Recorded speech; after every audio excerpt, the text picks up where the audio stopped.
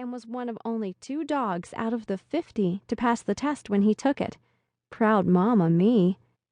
Barry is an actor and cabaret performer, and on the days when he's not in rehearsal, he often volunteers to entertain the troops, as he calls it, singing standards for the elderly, doing dramatic readings of fairy tales for kids with cancer, and teaching music to teenagers with autism.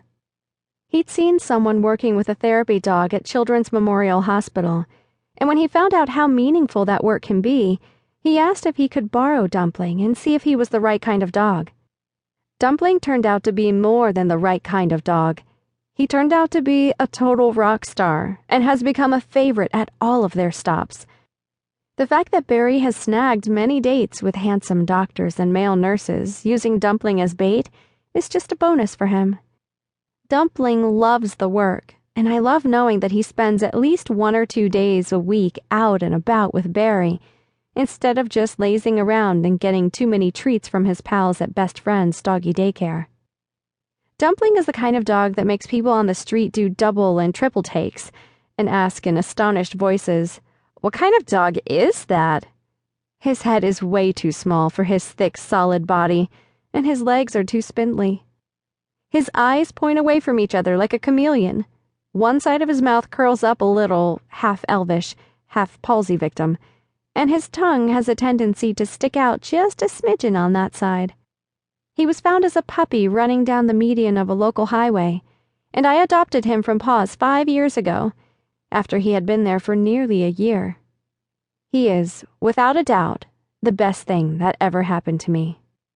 My girlfriend Benny says it looks like he was assembled by a disgruntled committee. Barry calls him a random collection of dog bits. My mom, in a classic ESL moment, asked upon meeting him, "He has the Jack Daniels in him, little bit, no?" I was going to correct her and say, "Jack Russell," but when you look at him, he does look a little bit like he has the Jack Daniels in him. My oldest nephew, Alex, who watches too much Family Guy and idolizes Stewie, took one look and then turned to me in all seriousness and said in that weird, almost British accent, "Aunt Alana, precisely what brand of dog is that?"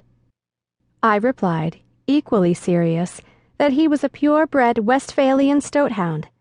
When the kid learns how to Google, I'm going to lose major cool ant points. Dumpling tilts his head back and licks the underside of my chin, wallowing in love.